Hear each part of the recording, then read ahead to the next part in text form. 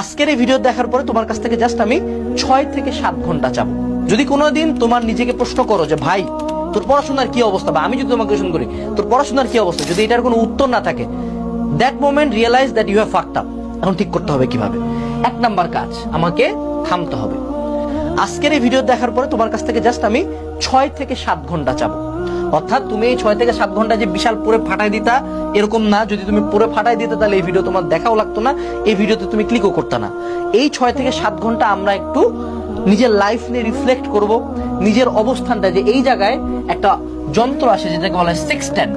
এই সেক্সট্যান্ট যন্ত্র দিয়ে সূর্য এবং চাঁদের পজিশন অনুযায়ী আমি কোন জায়গায় আছি পৃথিবীর এটা বোঝা যায়। তো এখন আমরা এই যন্ত্রটা দিয়ে নিজের পজিশনটা বোঝার চেষ্টা করব যে আমি কোন জায়গায় আছি, আমার নিকটস্থ আইল্যান্ড আমার থেকে কত দূরে।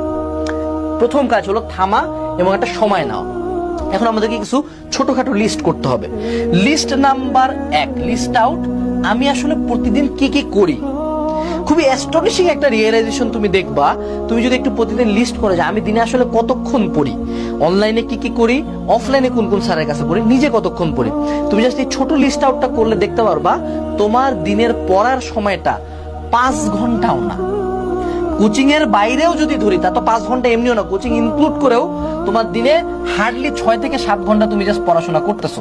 এবং এদের মধ্যে যেই তোমার সাবজেক্ট গুলা বাকি, যে সাবজেক্ট গুলা কম পারো সেগুলোতেও তুমি কম সময় দিচ্ছ। তো তবুও সময় নিয়ে বসে বুঝে কি কি করি আমি এখন পার ডে সেটার একটা লিস্ট আউট চাই, ঠিক আছে?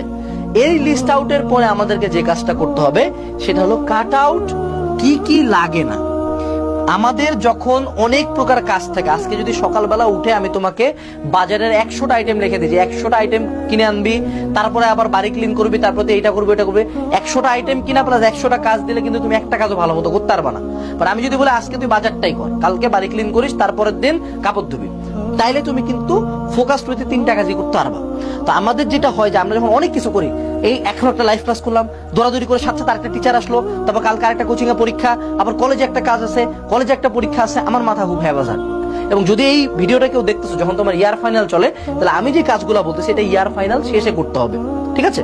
আচ্ছা, তো আমরা কি কি করব না, কি কি লাগতেছে না আমার, ধরো টিচার লাগতেছে না, লাইভ ক্লাস লাগতেছে না, এই কোর্সটা লাগতেছে না, এই সাবজেক্টটা না পড়লে হয়, এই ব্যাচটা বাদ দিলে হয়, ওগুলা জাস্ট কমপ্লিটলি ক্রস করে দিবা। ওটা আমার লাগবে না, ওটা বাদ।